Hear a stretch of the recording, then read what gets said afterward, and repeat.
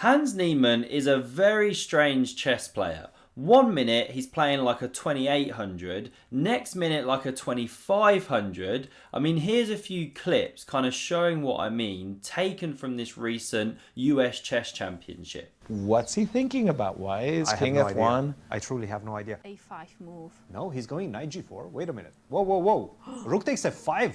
Knight just with 1 second on the clock. Oh my Hans goodness. Niemann is holding his head like... See that reaction. So what kind of hands would turn up today? This is round 9 of the US Chess Championship. He's playing against Fabiano Caruana, and it's a big must-win game for Hans if he's going to chase down Fabi. Now get ready for a cracker. We see some black magic on the board here. So Hans kicks off with pawn to e4. We get e5, knight f3, knight c6, and the Italian game with bishop to c4. The second knight now develops for black, pawn d3, bishop c5, the most aggressive square for this bishop, and now c3, standard stuff, and a5 from Fabi, giving the bishop some retreat room, as well as watching out for the b4 expansion from white.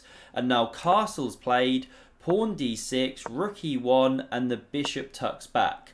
Hans now develops his knight. He's going on this classic re-maneuvering journey we so often see in the Italian, the Roy Lopez. We get castles, pawn h3, bishop e6, and now you can exchange here, but doesn't necessarily lead to that much for white. And so Hans prefers this move of bishop b5, keeping pieces on the board, keeping tension. And this one can always reroute back into the game. So Fabi drops the knight. He's manoeuvring. Now we get d4, the classic central strike. There's pressure on e5, so knight g6 covers the pawn just in time, and after Hans just nudges back with his bishop, Fabi now goes for knight h5. He's initiating some dark squared play here, and it's not so easy to go g3 because this pawn is tender. So knight f1 from Hans. Good manoeuvring move. You open the bishop to cover this square. The knight jumps in. This knight comes to g3, and now Fabi has got a choice of moves. You can go c6, you can go queen c8, setting up a battery, looking at some attacking ideas. But in this game, he goes for e takes on d4. This is his opening repertoire for today. Both players so well prepared, and it's a good moment to segue into an exceptional new product called chessbook.com. It's a one-stop shop for gathering all of your opening information, building a repertoire, whether you want to do it from scratch or you want to pull in your games from the major chess platforms, you can do it here. And then it will show you gaps in your repertoire. It will suggest moves for you.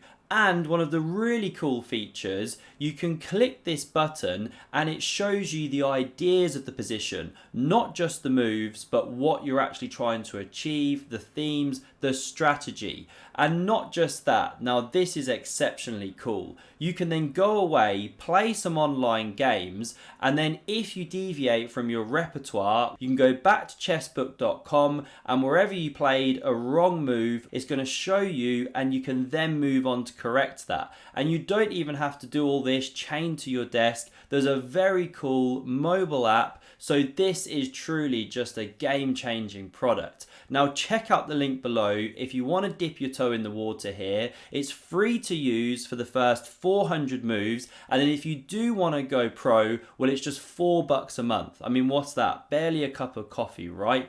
Do check this one out, you're going to love it. Now we're going to get back to this game here. So after e takes on d4, we see knight takes. Hans centralizes his knight very powerfully, hits this bishop. So that's why Fabi does chop it off the board, gives his bishop pair, gives white the big center. What's this one all about? Well, d5 is the response now. You don't want to get too much, give white too much space, sorry, tripping over my words. Now Hans, he can play a move here like queen f3. Let the board open up a bit and it should be good for his bishops.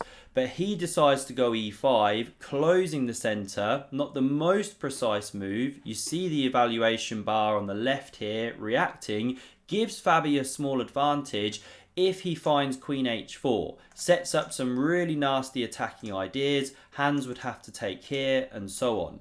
But Fabi goes f6, not the most precise way to go, because now hands takes here, that knight was a real monster, hampering this bishop from going anywhere. This one captures and knight h5. Good play, exchanging all the knights, the queen recaptures, and now there's quite a bit of pressure coming through here. The board could be opening up here for Hans' pieces in an advantageous way, so Fabi goes f5. He shuts things down there, makes this one look like a tall pawn, but he does want f4, so Hans goes f4, and even after that, he does have pawn breaks. He's looking at g5 in the future, you know, if king h8 and rook g8. He's also looking at c5, and this is what Niemann now needs to watch out for.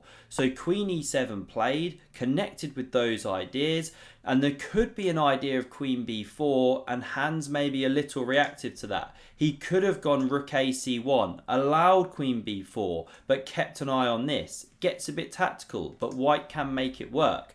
But a3 was played to stop that queen move, but now c5. So even though this bishop looks really miserable, here Fabi is getting play on Hans' centre. You don't want to capture. The queen recaptures with check. King goes. Now queen c4 hits 2 unprotected points. So instead, we get the rook coming to the c file now, but c4 played, closing the position, creating a bind on this pawn, and now Fabi wants to look at this one in future. We get queen d1 from Hans. What's that all about? Well, after king h8, bishop b5. What's this all connected with? Well, the wrong plan. So Hans wants pawn b3 to start breaking this stuff up. So the bishop here stops b5, plus after b3, if queen takes on a3, the bishop's no longer hanging. However, after g5, Fabi is getting a dangerous attack rumbling himself.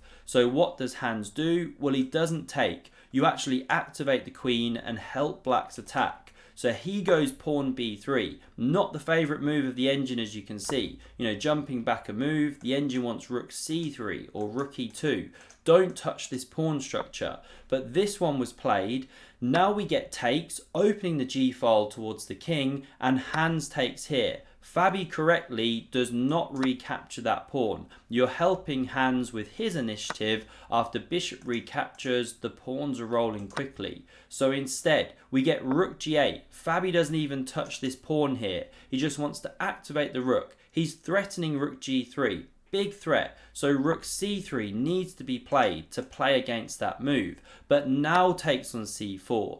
This is subtly different because the black rook activated to the g file. So bishop captures, this one takes, rook takes back, and this pawn drops off the board. So Fabi has won another pawn. What's the score here? 5 pawns to 4, and now he's got a passed a pawn, and there's a threat to take here. Now, what do you do about that one? You can't go king h2, you run into this, and then you're delivering a checkmate. That's no good. If you sidestep here with the king, well, now there's this amazing resource of rook takes on g2, because after king recaptures, the second rook joins the attack, and it doesn't matter where the king goes, wherever you step to, you're just getting mated. King f2, and then there's different ways to mate. This is the cleanest.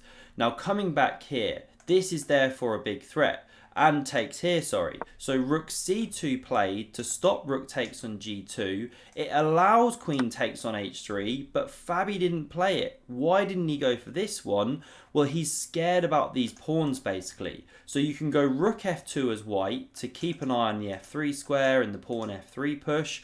Rook g3 can come, but then the pawn pushes. The second rook can double, but queen e2, adding more defense to the square. The pawn's still running, and if you try and go here, then there's here. Not too clear. Computer gives it about level, maybe even white's better. So this one not the best move. You know, there are other moves. h6 apparently gives black an advantage, but you allow white to queen. Crazy stuff. So Fabi didn't take, he goes pawn f3, but now there are some options for Hans. The best move here is queen a1, trying to get into an endgame. Black can try and dodge it, but it's not so easy to do. And if these queens now come off the board, well, yes, black can end up a pawn up, as we see here, 5 on 4, connected passes, but white's got some connected passes of his own.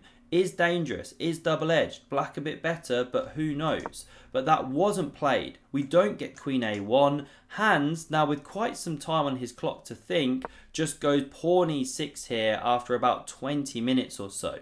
So Fabi now crashes through on g2, takes with the pawn. We get queen e2. Hans looking for play here, check, and pushing the pawn. But the queen takes here, and how are you surviving the black attack? You can see the evaluation bar now firmly in Fabi's favour, because after check, the rook blocks, and even if you push this pawn, well, this one can come across and always stop it. But first, you start giving this king a runaround. Now, we're not going to go deep on that because we see similar in the game. First, this rook drops back to defend this one.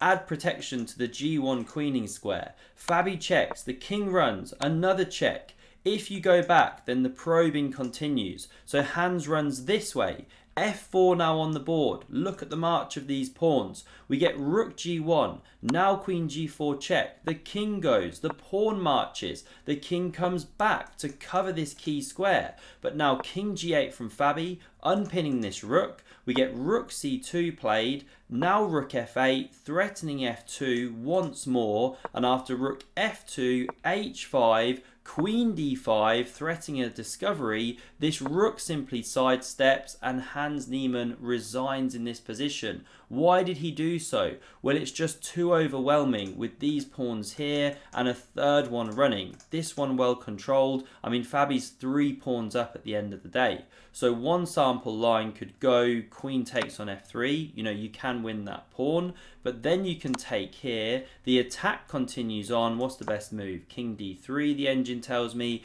Then rook c8. That one joining the attack. And this is minus 60, the computer says, almost leading to a mate very soon. Just an overwhelming advantage. So this the final position. Fabi in outright first. Niemann can no longer get close to the top. This was some black magic from Fabi because that's his 4th win in a row with the black pieces against Hans Niemann. I hope you enjoyed this game. Thanks very much for watching, and see another epic game of chess. Do check out the video on screen.